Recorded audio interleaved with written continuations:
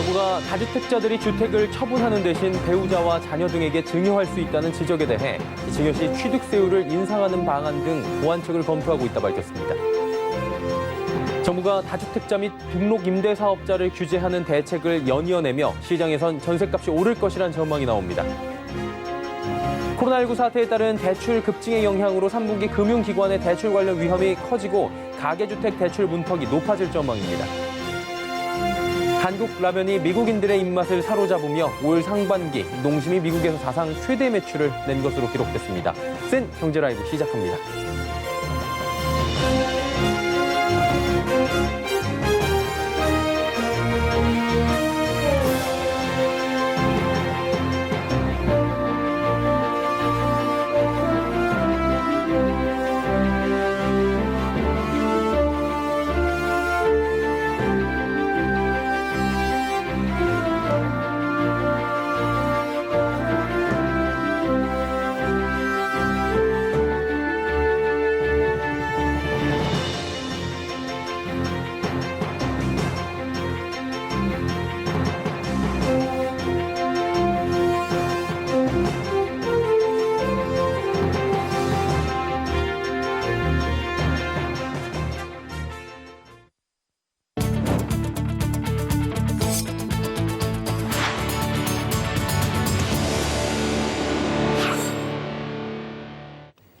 시청자 여러분 안녕하십니까? 센 경제라이브 서정덕입니다.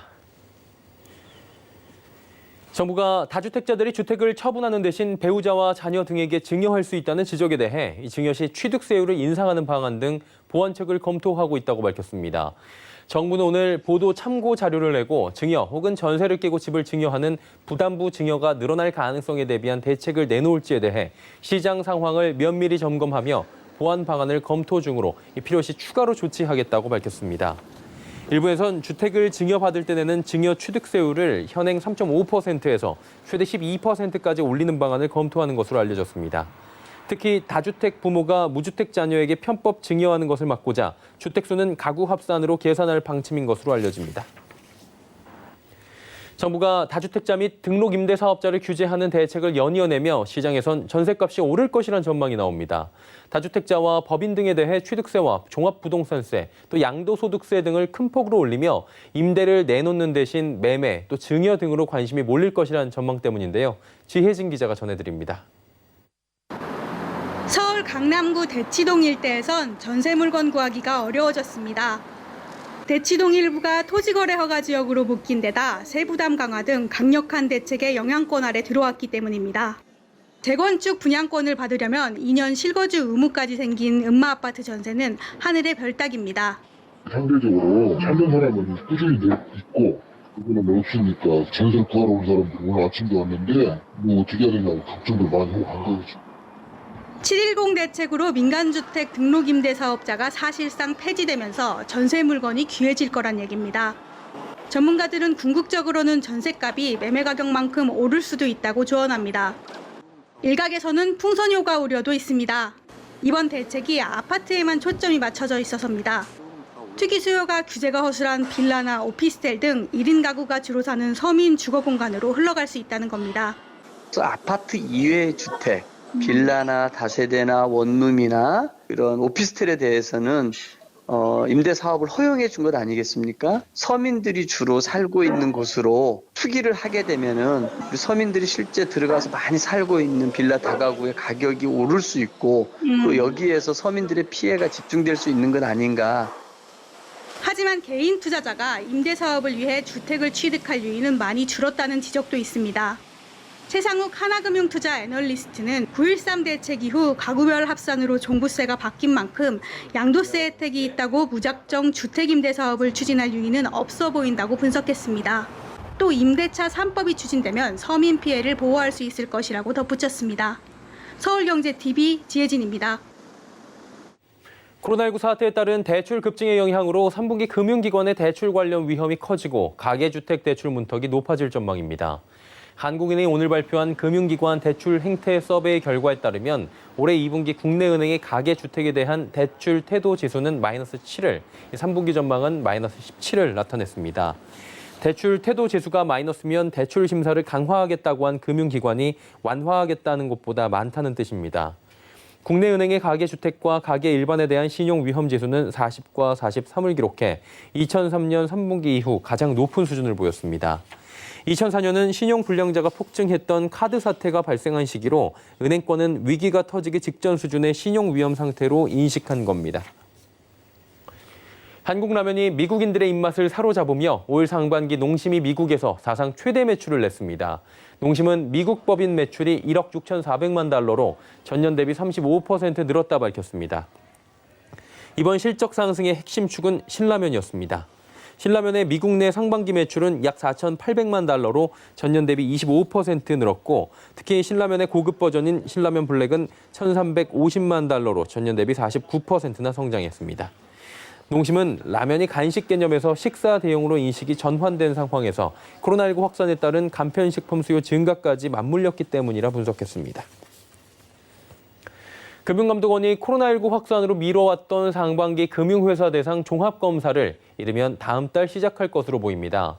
다만 올해 검사 기간이 짧아지며 당초 예정했던 대상과 폭이 줄어들 전망입니다. 정순영 기자입니다. 금감원이 코로나19 사태로 미뤄온 금융사 종합검사를 시작합니다. 조만간 종합검사 대상인 금융회사에 기초 자료 요청을 한 후 다음 달 본격적으로 정밀검사를 시작한다는 계획입니다. 당초 코로나 대응 단계가 하향된 후 종합검사를 실시할 것으로 전망됐지만 사태가 장기화됨에 따라 대응 단계와 무관하게 진행하는 쪽으로 방향을 선회한 것입니다. 금감원은 당초 은행 3개, 지주 3개 등 모두 17곳에 대한 종합검사를 실시할 예정이었지만 검사 기간이 짧아지면서 대상도 줄어들었습니다. 검사 부서 인원 상당수가 동원되는 데다 한 달 정도 검사의 후속 작업에도 시간이 많이 걸리기 때문입니다. 은행 중에는 우리 하나은행이, 보험사는 교보생명이 검사를 받는 것으로 전해졌습니다. 학기 휴가 이후 금감원 검사 인력 20-30여 명은 금융사에 수주 동안 출근하면서 영업 등에 대한 검사를 포괄적으로 실시할 예정입니다. 금융사 종합검사는 윤석헌 금감원장 취임 후 부활한 제도로 이번 검사 역시 윤 원장의 의지가 강하게 반영된 것으로 전해졌습니다. 금감원은 코로나19 사태가 종식되지 않은 점을 고려해 방역에 특히 신경을 쓴다는 방침입니다. 금융사 직원의 대면 조사를 위해 가림막을 동원하고 화상조사 등 비대면 조사 방식도 검토 중입니다. 서울경제TV 정순영입니다. 중소기업은 대기업과의 거래에서 약자의 입장일 수밖에 없죠. 갑질, 납품 단가 후려치기 등이 관행으로 자리 잡은 지는 오래입니다. 이런 문제를 해결하기 위해 중소기업중앙회와 한국노총이 손을 잡고 불공정 거래 신고센터를 개소했다고 합니다. 서청석 기자가 전해드립니다. 중소기업중앙회와 한국노동조합 총연맹은 오늘 여의도 한국노총에서 대중소기업 간 불공정거래 개선과 상생협력을 위한 공동선언문을 채택하고 불공정거래 신고센터를 개소했습니다. 중소기업과 근로자를 대표하는 중앙회와 한국노총이 대중소기업 간 불공정 개선을 위해 공동선언문을 채택하고 불공정거래 신고센터를 설치하게 된 것은 사실 한국 경제사에서는 처음 있는 일이고 매우 중요한 일이라고 생각을 합니다. 그만큼 우리 사회가 상생과 포용의 길에 한 걸음 더 내딛는 길이 아닌가 생각을 합니다. 공동선언문은 불공정거래 신고센터 설치를 통한 상시 신고 접수 및 구제 지원, 실태조사와 연구, 노동자 근로환경 개선, 기업 간 상생문화 조성 등을 주요 내용으로 담았습니다. 중기중앙회와 한국노총과는 지속적인 협력을 통해 대기업의 갑질을 모니터링하고 문제를 해결하기 위해 노력하겠다고 밝혔습니다.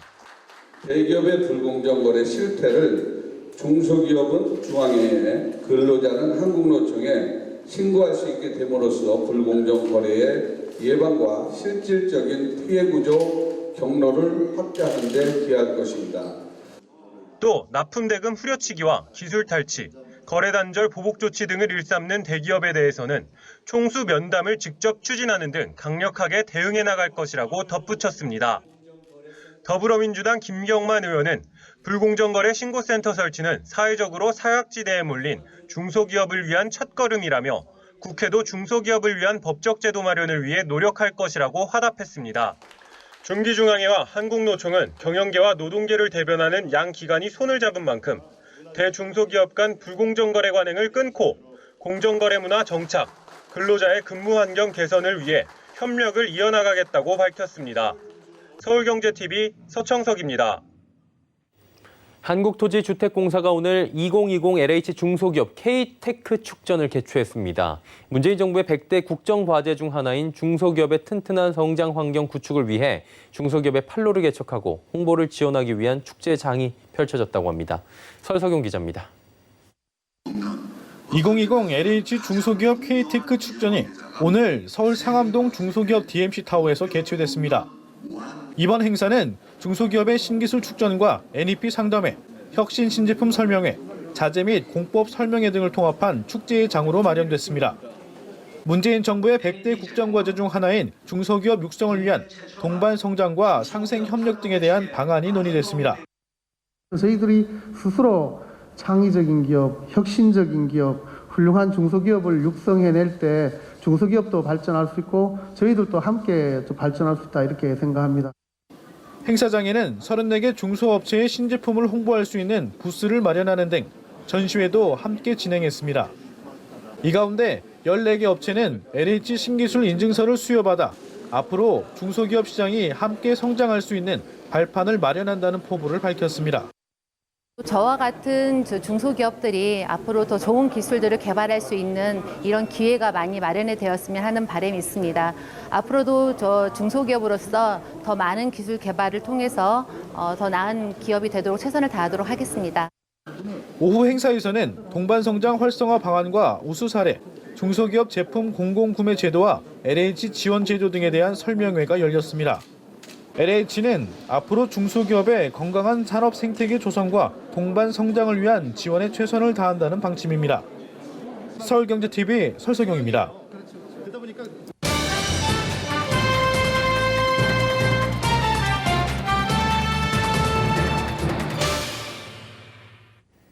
더불어서는 풍요로운 안성으로 민선 7기의 새로운 비전을 세운 경기도 안성이 새로운 시장과 함께 바쁜 나날을 보내고 있다고 합니다.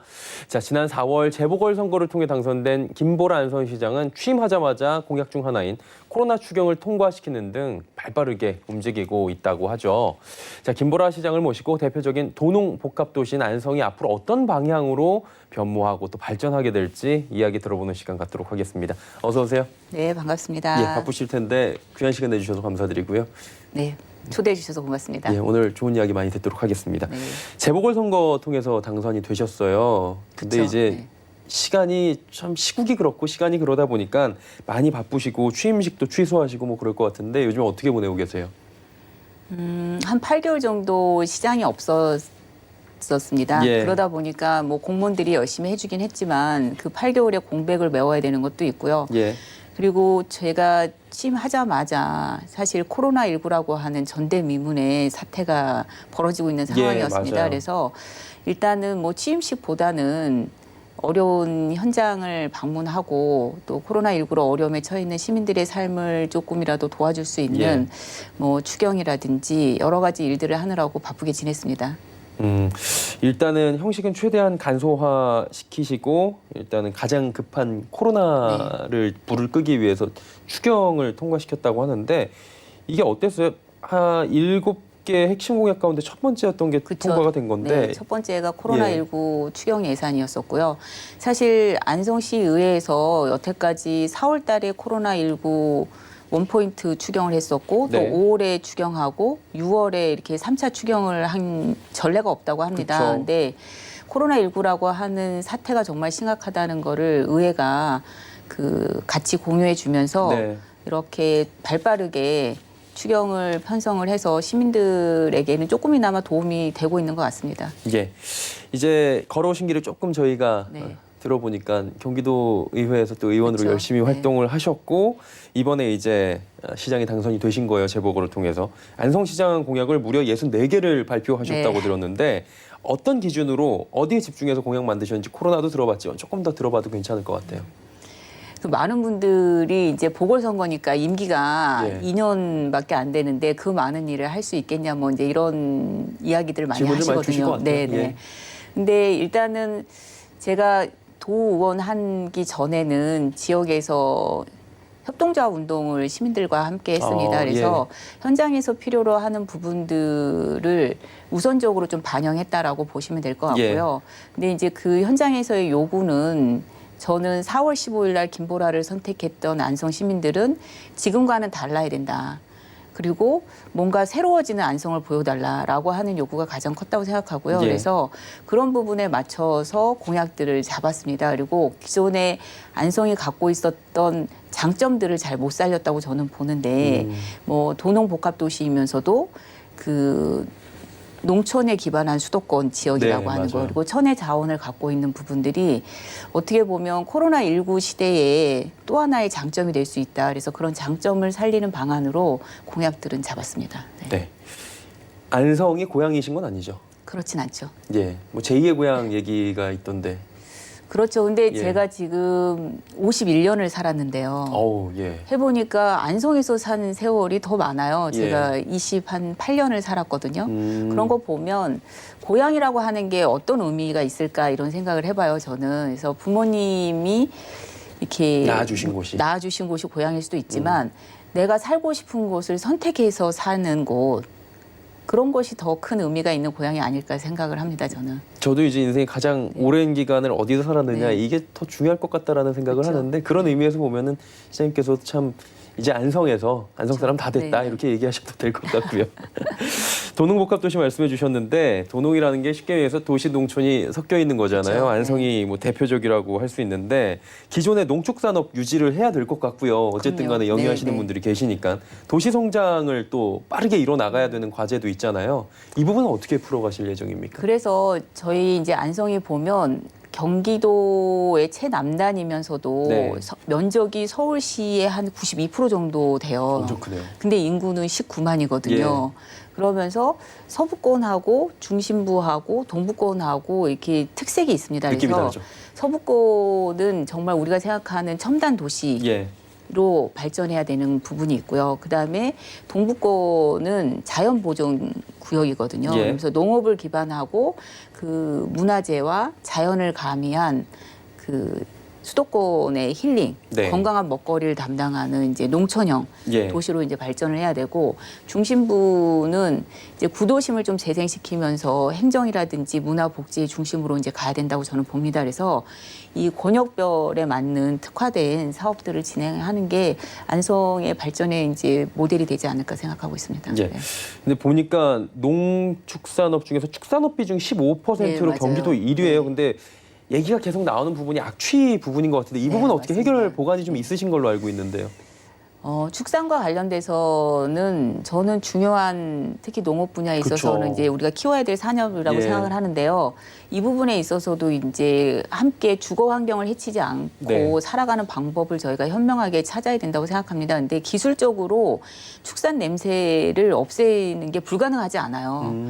기술적으로는 충분히 가능한데 그만큼의 투자를 할 것인가 그리고 그 투자에 걸맞는 축산 농가에게는 인센티브를 주고 투자하지 않은 부분에 대해서는 어떻게 규제를 할 것인가가 균형 잡히게 가면 저는 된다고 생각을 하고 이런 부분에 있어서의 이제 지역 주민들과의 이제 합의 과정이 절대적으로 필요합니다. 그래서 뭐 예를 들면 축산 분뇨는 자연적으로 생길 수밖에 없는데 이 분뇨를 처리하는 공장도 필요한 거예요. 처리 기구도. 근데 이런 처리 시설들이 우리 동네에 들어오는 거에 대해서는 지역 주민들이 싫어하시죠. 근데 그거는 그동안 처리 시설들이 충분히 기술력에 기반해서 주민들한테 피해를 안 줬으면 되는데 그런 신뢰들이 없었기 때문이라고 저는 생각을 합니다. 그래서 그런 부분에 있어서는 행정이 앞장서서 신뢰를 보여주고 주민들과의 이제 합의를 내놓는다면 저는 해결점 분명히 찾을 수 있다고 생각해요. 예전보다 많이 달라졌고 그로 인해서 인센티브도 주민들에게 지급될 수 있다. 이런 부분으로 이제 하나씩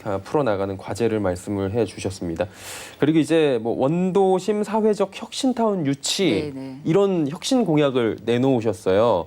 안성의 원도심을 조금 이제 들여다보면 공실 문제가 좀 있다라는 얘기들이 또 있었어요.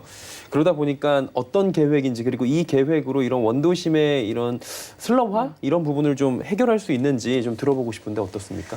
사실 이제 원도심은 이제 지역의 전통시장이 중심에 있는데 전통시장에도 이제 빈상가들이 많고 그다음에 이제 뭐 주택, 그다음에 아파트도 오래된 아파트에는 이제 빈집들이 되게 많아지고 있거든요.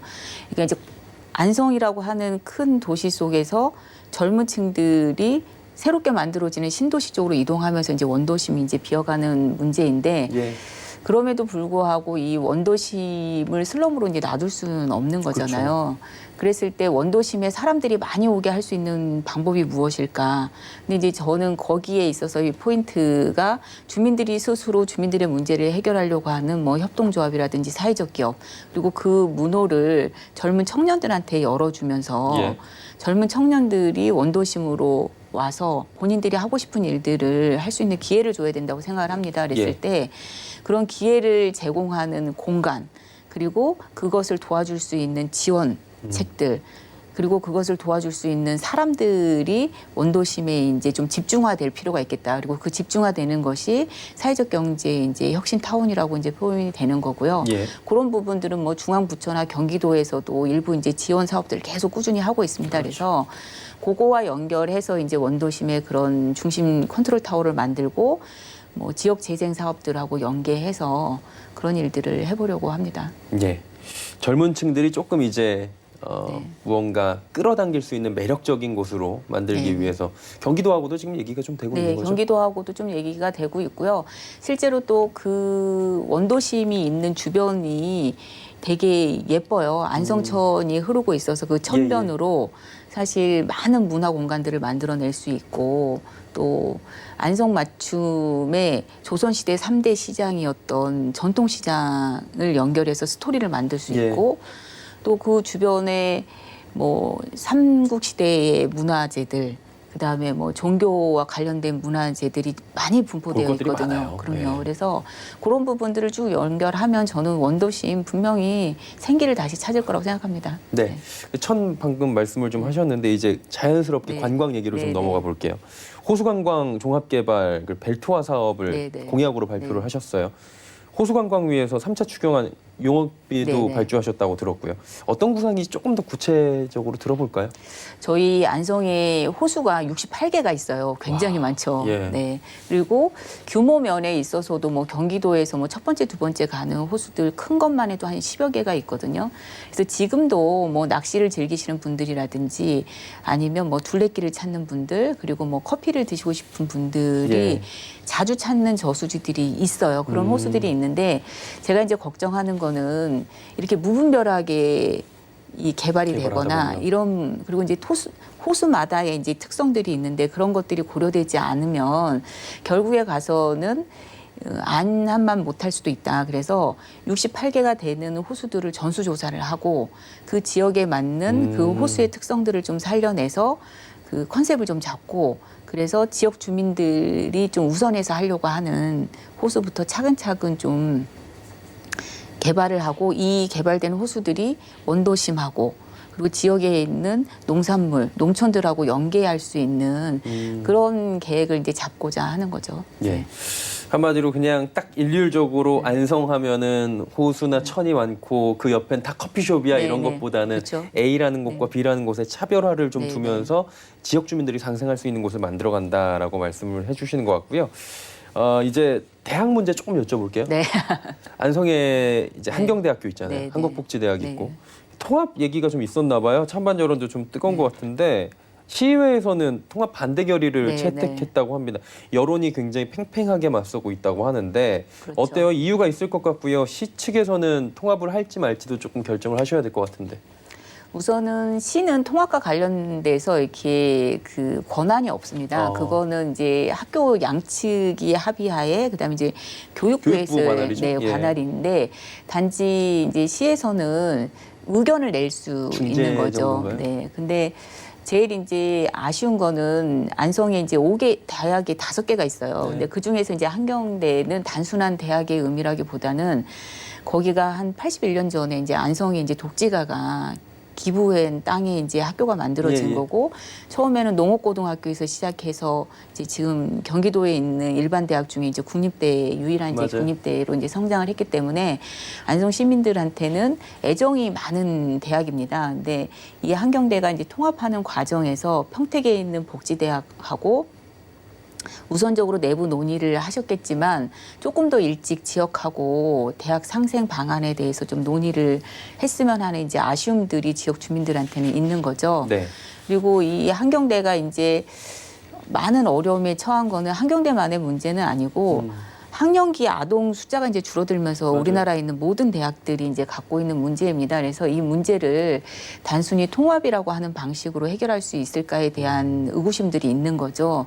그것보다는 우선적으로 대학 내에 있어서의 어떤 그 개선책 노력들 네. 그리고 지역사회와 함께 할 수 있는 다양한 방법들을 좀 고민했으면 하는 바람이 있습니다. 그래서 지금 우리가 5개 대학하고 안성시하고 같이 협력할 수 있는 상생협력기구를 만들어서 가동을 하고 있거든요. 예, 예. 그래서 최근에는 이제 지역사회에 있어서의 어떤 산학협력뿐만 아니라 뭐 평생교육이라든지 그다음에 청소년들의 학교 밖 교육 문제라든지 네. 다양한 부분에 있어서의 협력을 시도하면 한경대도 조금 더 발전할 수 있는 계기를 지역사회 내에서 만들어가지 않을까 이런 생각을 하고 있습니다. 예.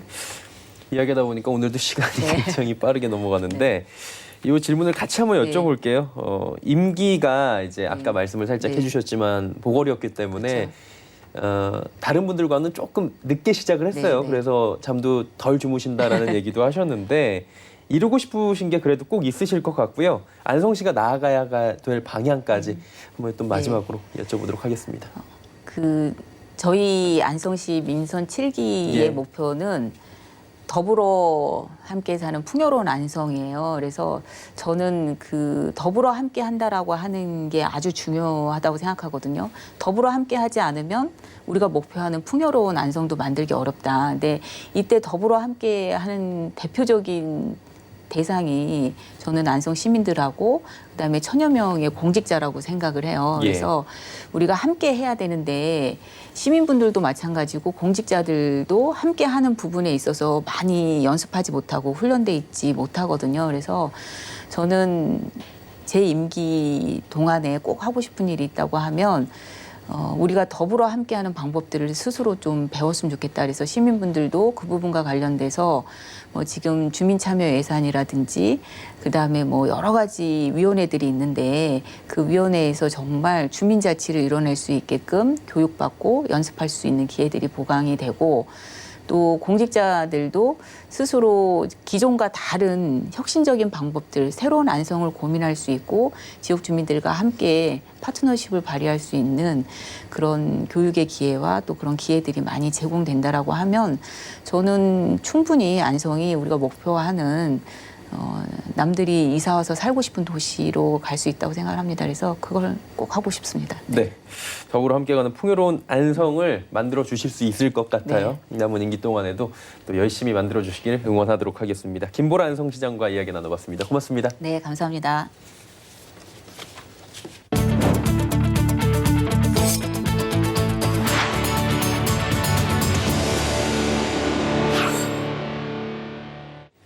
센 경제 라이브 저희가 준비한 소식은 여기까지입니다. 편안한 저녁 시간 보내시길 바랍니다. 고맙습니다.